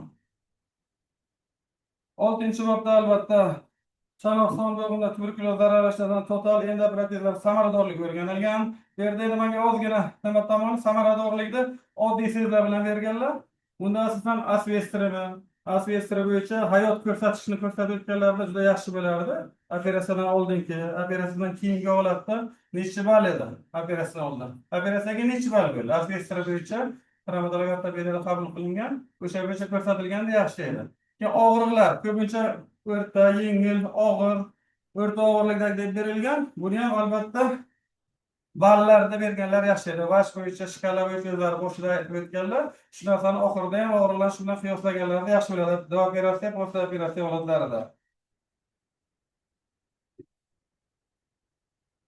keyin davolashga chuqur e'tibor berib o'tilgan qachon qancha muddatda space terapiya o'tkazish mumkin kimga o'tkazish mumkin necha oy muddatda qachon operatsiya qilish mumkin muddati aniq ko'rsatilgan masalan 6 oygacha operatsiya qilinmasligi kerak total endoprotez qo'yish kerak emas deydi 9 oydan keyin qo'yish mumkin yoki 12 oydan keyin albatta qo'yish mumkin degan bu kishi to'liq tavsiyani berib o'tgan bu albatta praktik amaliy ahamiyati juda katta va hozirgi sharoitda tibbiyotda доказательный meditsinaga borishga bir qadam desa ham bo'ladi chunki endoprotez qo'yish qachon qo'yish nimaga qo'yish kerakmi kerak emas degan savolga immunogistoximioviy jihatdan bioximik jihatdan va morfometrik jihatdan javob bor bu situatsiyada endi ayrim boblarda grammatik ortografik stilistik xatoliklar uchrab turadi bularni kelishdi ko'rg'ilab berishdi savollarni ko'p edi bu savollarimga javob oldim maslahatlar tavsiyalar bor edi bir oydan beri birgalikda ishlayapmiz bir bo'limdamiz bu narsalar ko'pisiga javob oldim tuzatgancha narsalarni endi savollarim bor edi javobini olganman lekin baribir ammo bu yerda shu savollar takrorlanmagani uchun ruxsat bersalar o'qib beraman sinovlarda javob bersalar man javob olganman lekin bu yerda yangilanmagani uchun ruxsat bersalar o'qib beraman birinchi savol total endoprotezlashda qanday firmalarga tegishli protezlardan foydalandingiz va protezning son komponenti boshchasi hamda acetabulyar komponentning prikladkasi materiallarining qanaqa turlaridan foydalandingiz sifatida effektivlikda farq bor ekanmi bu birinchi savol ikkinchi savol tuberkuloz koksitda nospesifik koksit bilan morfologni solishtirganda bo'g'im atrof suyaklarida remodulyatsiya jarayoni qay birida ijobiy nespesifikdami tuberkulozdami va total endoprotezadan keyingi uzoqlashgan natijalar qay birida yaxshiroq ekan? Nospesifik tuberkulyoz. Uchinchi savol. Tuberkuloz kaksitni total endoprotezlash amaliyotidan keyingi tuberkulozga qarshi antibakterial preparatlarni qo'llanish tartibi qanday? Operatsiya qilib, keyin tuberkulozga qarshi preparat oladimi? Yo'q, olmaydi. Tuberkuloz jarayonining kechishga bog'liqligi bormi yoki yo'qmi? Rahmat Islom Haydarovich savollaringiz uchun. Demak, birinchi savolga to'xtaladigan bo'lsak, endoprotez qo'llanilgan endoprotezlar qanday firmalarga mansub bo'lganligi va ularda protez qismlarini qandayligi haqida gapiradigan bo'lsak, endoprotez firmalari 2022 yilga qadar asosan protez firmalari Germaniya mahsuloti yoki Amerika mahsuloti, ya'ni Zimmer yoki Johnson firmalariga taalluqli protezlardan foydalanilgan. Sababi respublikamizga birinchi bo'lib o'sha firmalarda protezlar kirib kelgan. Keyinchalik protez butun dunyoda keng qo'llanila boshlagandan keyin Xitoydan, Italiyadan, Belorussiyadan protezlar kirib kelishni boshladi va hozirgi kunda qo'llayotgan anaqamiz bioimplant firmasini Italiya ishlab chiqaruvchisi Italiya davlati va o'sha protezni qo'llayapmiz. Va protezni demak chanoq qismi va oyoq qismlari bular titan, ular o'zgarishsiz qolgan shu kungacha. Lekin ikkalasining o'rtasidagi amortizatsiya berib turuvchi, ishqalanish kuchini kamaytiruvchi soha, ya'ni o'sha vkladich deyiladi, u hozirgi kunda keramik materialga o'tkazildi. Sababi keramik materialga o'tkazilgan sababi bu ishqalanish yaxshi va yemirilish kam bo'lgani sababli. Ya'ni bu protezni davomiylik, funksional davomiyligini oshirib berish uchun effektivligi shunda. Ikkita komponenti. Keyingi demak suyaklarda remodulyatsiya jarayonlari qay birida ijobiy? Remodulyatsiya jarayonlarini 1-2 masalan biz o'rgandik, 6 oydan 12 oygacha bo'lgan morfologik jarayonlarda ko'rib bordik, lekin asosiy remodulyatsiya jarayonlari bu 1,5-2 yildan keyin o'zgarish farqi bo'ladi. Shuning uchun bizni ko'rsatkichlarimizda bu ham sil kaksiti bo'lgan bemorlarda, ham nospetsifik kaksit bo'lgan bemorlarda deyarli hali o'zgarish alohida o'rganilmadi va unaqa yaqqol bir-biridan farqli namoyon bo'lmadi. Keyingisi demak tuberkuloz kaksitida protezlash amaliyotidan keyingi tuberkulozga qarshi antibakterial preparatlarni qo'llash tartibi qanday? Tuberkuloz jarayonining bosqichi bog'liqligi bormi? Tuberkuloz bizda klinikamizga kirib bemorlar qabul qilingandan keyin biz bu bemorlar albatta tuberkuloz kaksit bilan davolangan, bu preparatlarni kimlardir olgan, kimlardir davom ettirayotgan bo'lgan. Hattoki bemorlar birinchi qator preparatlarni tugatib ham kelgan, lekin bu bemorlar gruppa riski bo'lgani uchun, ya'ni bu bemorlarda yana tuberkuloz jarayoni qaytadan rivojlanish ehtimolligi kuchli bo'lganligi sababli jarrohlik amaliyotdan oldin biz birinchi qator silga qarshi antibakterial terapiyani boshlaganmiz yoki boshlab kelgan bo'lsa, uni davom ettirganmiz va bu jarrohlik amaliyotdan keyin TB01 dokumenti bo'yicha standartga qarab davom ettirilgan. Chustvoga qarab davom ettirilgan. Matnda uchraydigan ayrim texnik va uslubiy xatoliklar, kamchiliklar ishning umumiy ilmiy qiymatiga ta'sir ko'rsatmaydi. Rustam Farmoxolovich tuberkuloz kaksitini o'tkazgan bemorlarda anatomiya funksional buzilishlarni patogenetik mexanizmlar asosida kompleks davolash taktikasini takomillashtirish mavzusidagi dissertatsiya ishi yakunlangan mustaqil ilmiy tadqiqot ishi hisoblanadi. Ishda muhim nazariy va amaliy ahamiyatga bo'lgan yangi ilmiy natijalar olingan. Dissertatsiya 10.0026 fiziatriya ixtisosligi bo'yicha dissertatsiyaga qo'yiladigan talablarga to'liq javob beradi. Uning muallifi esa tegishli ilmiy daraja olishga munosib deb hisoblayman. Rustam Farmoxolovich ushbu tatbiq ishi yetarli darajada dolzarbligi va amaliy ahamiyati tufayli O'zbekiston Respublikasi Oliy sud komissiyasi qoidalariga muvofiq keyingi bosqich muhokamasiga himoyaga tavsiya etaman. Rahmat. Rahmat. Bakanlar bununla iştirak etmekte sonu davlat Mirziyoyevich. Buyurun. Assalomu alaykum, hurmatli seminar kengashi raisi, hurmatli ustozlar, qatnashchilar. Ruxsat bersalaringiz, izlanuvchini ilmiy ishi taqrizini mendan oldingi ustozlarimiz to'liq batafsil bayon qildi. Maqsad, vazifa, mavzuning dolzarbligi, ilmiy yangiliklar, amaliy ahamiyati, respublika ilmiy texnologiya yangiliklar yo'nalishiga mos kelishi hammasi to'xtab o'tildi. Ruxsat bersalaringiz, men faqat shu kamchiliklari va bir ikkita savollar tug'ildi. Biz izlanuvchi bilan 3 oydan ortiq birga ishladik va ancha kamchiliklarni to'g'riladik. To'g'rilash jarayonida bir ikkita kamchiliklar hamda savollar tug'ildi. Ruxsat bersangiz, shular haqida to'xtalsam faqat. Marhamat.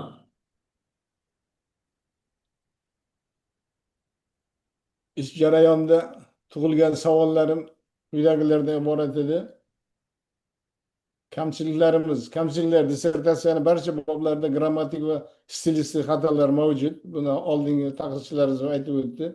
Bir necha abzatslarda qaytarilishi aniqlandi. Dissertatsiya bo'yicha chiqarilgan ayrim xulosalar dissertatsiya vazifalariga mos kelmagan.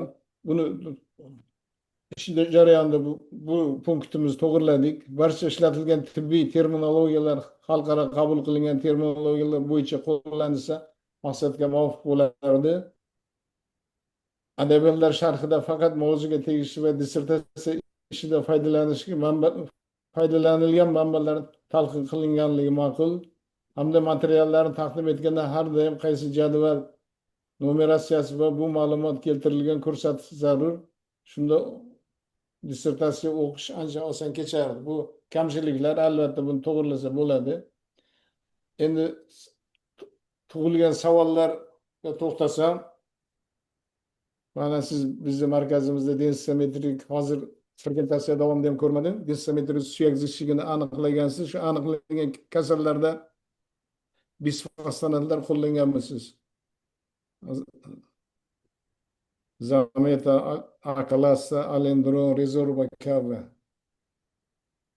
Birinchi savolim. Ikkinchi savolim, nima uchun nazorat guruhiga nospesifik koksit bilan davolangan va total endoprotezlash amaliyoti bajarilgan bemorlar guruhini oldingiz? Shuni izohlab bersangiz. Uchinchi savolimiz, nima uchun faol tuberkulyozni davolashning birinchi etapida sanatsion operatsiyalardan so'ng spacer qo'llanilmagan yoki bunga ehtiyoj yo'qmi? To'rtinchi savolimiz, gistomorfologik o'rganilgan preparatlar jarrohlik amaliyotdan keyingi materiallarda o'rganilganmi yoki diagnostik maqsadda olingan trepanasyon materiallarda o'rganilganmi? Shu savollarga javob bersangiz, ruxsatingiz bilan keyin xulosa o'qib bersam. Rahmat. Marhamat. Rahmat Esondolat Niyazovich, vaqtingizni ajratib ko'rib berganingiz uchun ishimizni. Demak, birinchi savol densimetriya tekshiruvi aynan travmatologiya ortopediya institutida rentgen apparatida qilingan va u bajarilgan qoniqarsiz olingan natijalarda albatta bemorlarga suyaklar mustahkamligini, suyaklar to'qimasini mustahkamlovchi preparatlar o'sha A-klassa, zalendronli kislota, denosumab kabi preparatlar jarrohlik amaliyotdan oldin qo'llanilgan. Ikkinchi savol, nazorat guruhida va asosiy guruhda nima uchun tuberkulyoz va nospesifik koksitni oldingiz deb savolga. Demak, klinik ketishidan kelib chiqqan holda ham tuberkulyoz koksitida ham nospesifik koksitda kasallikning klinik kechishi bir xil kechadi. Ya'ni birinchi zvenoda kasallikni diagnostik tashxislash qiyinligi sababli va bu bir-biriga juda ham o'xshab ketganligi, klinik ketishi o'xshab ketganligi sababli bu ikki kasallikni biz ilmiy tadqiqotimiz uchun oldik va o'rgandik. Spacerdan foydalanish bo'yicha sirk oksidi bilan og'rigan bemorlarda birinchi etapda sanatsion operatsiya bajarilgandan keyin sanatsion operatsiya bajarilish vaqtida biz harakat qildik zararlangan son suyagini boshchasini saqlab qolishga, ya'ni organ saqlovchi operatsiya qilishga harakat qildik va shu sababli son suyagi boshchasi saqlanib qolganligi uchun spacer qo'yishga ko'rsatma bizlarda bo'lmadi. Keyingi savol, histomorfologik o'rganilgan preparatlarda jarrohlik amaliyotdan keyin materiallarda diagnostik maqsadda olingan trepanbiopsiya o'rganilganmi? Trepanbiopsiya materiallarda va jarrohlik amaliyotdan keyingi olingan makropreparatlarda morfologik o'rganildi, ham operatsiyadan oldin va operatsiyadan keyingi, ba'zi bemorlarda operatsiyadan keyingi materiallarni ham o'rganib, bunda histomorfologik xulosalar bir-biriga nisbatan to'g'ri kelmasligini ham ko'rib chiqqanmiz.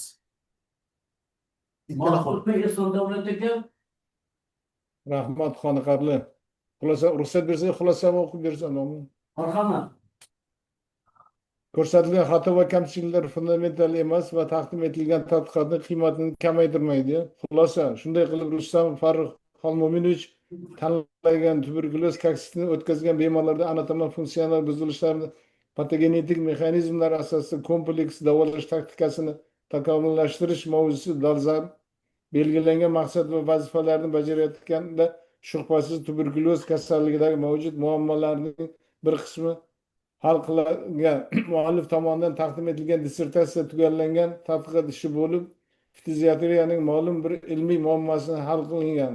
Jumladan, chanoq son tuberkulozi bilan kasallangan bemorlarni davolashda taktikasini takomillashtirish, ularning davolanishini korreksiyasi, hayot sifatini yaxshilashga imkon berishga yordam beradigan yangi usullarni qo'llash orqali nogironlikni oldini olishga qaratilgan choralar aholi salomatligini saqlash va umuman fiziatriya uchun zarurdir.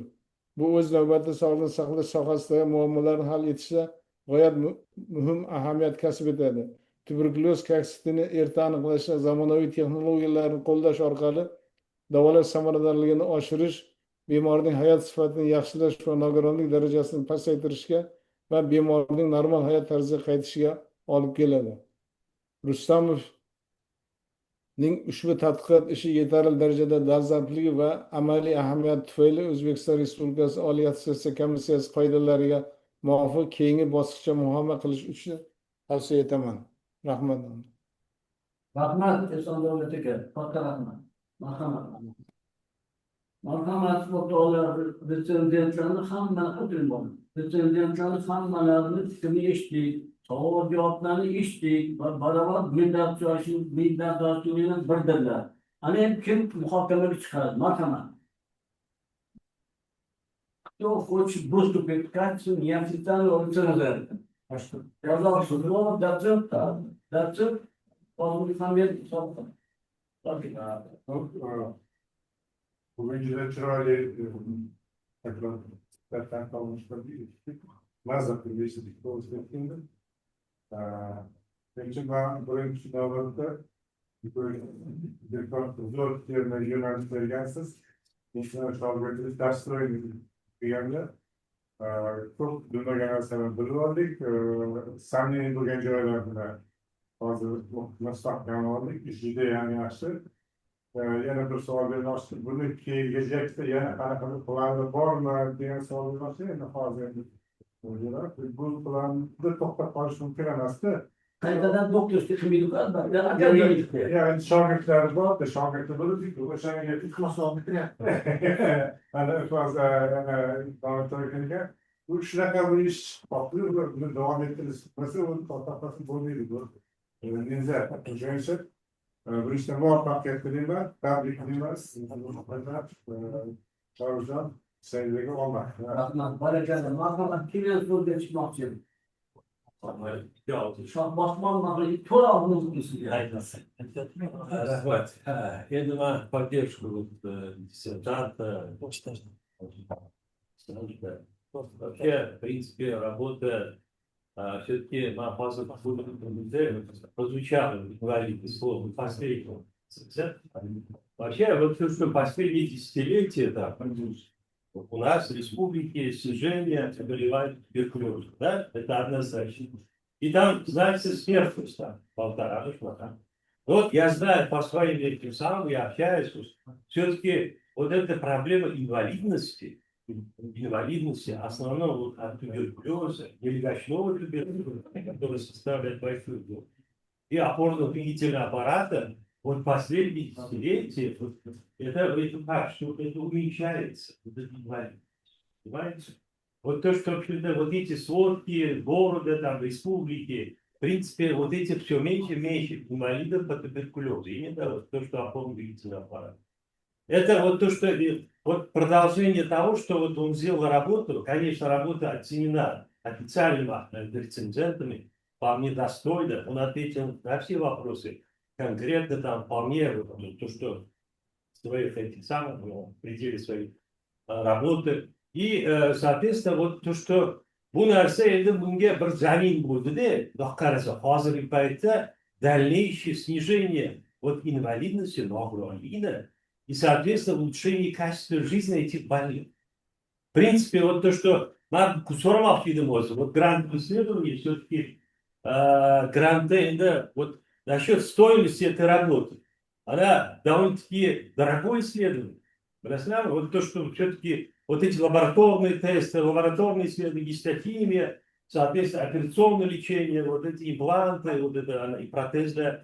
Причем вот то, что сейчас вот говорится, что вот эти молодежь, финансирование вот этих грантов, да, что процентное соотношение, да, грант, да, выделяется на сколько процентов вот покрывает этот исследование? Соответственно, кончали yetgan. И какие-то вот эти каналы, личные вот эти, соответственно, маридов, moliyalashtirish nafasida mana o'shani ham bir bermoqchi edim savol просто конечно, все-таки работа заслуживает высокой оценки. Соответственно, вот это отвечает всем требованиям докторской диссертации. Соответственно, он молодой доктор, все-таки он видно, что вот по его докладу, по тому, как он отвечал там конкретно, там основа. Он в дальнейшем там защита, безусловно, защита.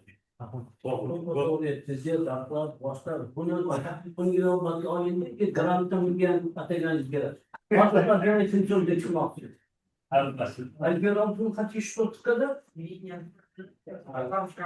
Есть кому-то? Да. Endi rasmiy ishligi boshlangan. Birinchisi, demak, yetakchi tashkilot Buxoro davlat tibbiyot instituti. Tasdiqlashimiz kerak. Ma'qulmi? Ma'qul. Rasmiy apparatlar Sergey Mikhail Sergeyev, man to'g'ri Sergey Rossiya Federatsiyasi Sog'liqni saqlash vazirligi Sankt-Peterburg Pulmonologiya ilmiy tekshirish instituti yetakchi ilmiy xodimi, tibbiyot fanlari doktor, professor. Ikkinchisi Hamrayev Alisher Shahobiy. Toshkent davlat tibbiyot universiteti ko'p tarmoqli klinikasi suyak va bo'g'imlar xirurgiyasi bo'limi rahbari, tibbiyot fanlari doktor, professor. Va nihoyat Soipovxon Nodiraxon Abdullayeva, Toshkent davlat tibbiyot universiteti dermatologiya va kosmetologiya kafedrasi dotsenti, tibbiyot fanlari doktor. Uchalovi barobar tasdiqlash ma'qulmi? Ma'qul. Bir qavatdan bo'ldi. Agar endi bo'lmasa, majlisga yaqinlashishdan oldin, demak, bitta tavsiyam bor. Masalan, rais sifatida men bir 2 haftadan 3 hafta o'qib chiqdim. Boshqa dissertatsiyalardan farqli o'laroq hammani tuzatdi, baraka topdi. Nima desam, hali tabiiy ketganlarni, bilmagan joylarimni o'rgandim. Savol javob bo'ldi, juda ham yaxshi tushundim va eng muhimi, nima maslahat bersam, mana boshqalarga nisbatan, Zoirga nisbatan bunisiga berish qo'yib. Endi Men o'g'lim tartibsiz nima bo'lsa ham yozib olganimni aytaman. Hop. Birinchisi harakat qiling. O'qishga, slayd asosida harakatli o'qishga. Hopmi? Men keldi o'qish shariatlar. Keyin ikkinchisi judayam bu narsa men bundan boshlamoqchi edim. Oliy attestatsiya komissiyasi bugun Fanlar akademiyasiga o'tdi. To'g'rimi? Asqaranlar bu bekorga bo'lmadi. Masalan, shaxsan o'zim men Ayupov Shavkat o'tishini bilmadim. Intervyusini eshitdim. Shaxsan o'zim. Bo'lgan xalq soxta ishlar, ura ishlar. Men prezidentga ham shunga qildim degan gapni qulog'imdan eshitdim. Va shu bilan birga Jalik degan gazetani juda katta nusxasi meni xonamda turib tushadi. Buncha aytmoqchimanki, hamma hujjatlar kotibaga ham bog'liq, Elnora bironlarga ham bog'liq, baribir o'z bittadan qarab chiqing. Mana masalan, birorta joyda sizni hujjatchi shokiralik degan narsa yo'q. Uni topmang. Bunga juda ham hujjatga qaraylik, hujjat asosi boshqa. Hujjatlar pasport shokiralik kelgan, sekinroq o'qing. Laboratoriya ko'rsatishlari mayda va xalq rangda anda juda qiyin bo'lyapti.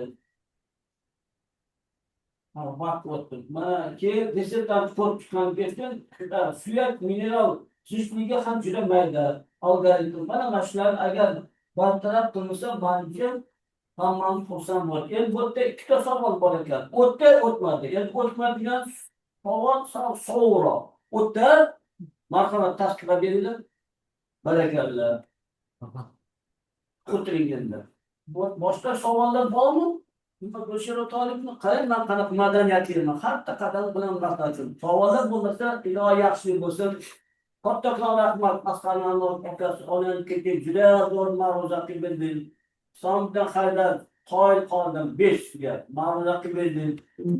Eson davlatga ham lekin mana shu ikkita o'zani qora ko'zlarimizni, ma'ruzalarini ko'rib, chekishga qaramasdan juda ham bir yaxshi tushuntirib beradi, ustoz mutaxassis bo'lmagan. Ilohi shu davomli bo'lsin. Markazimizga ham boshqasi ko'z tegmasin. Xudo ilohi yaxshi. Hammamiz yaxshi ko'rish nasib. Xalqqa rahmat.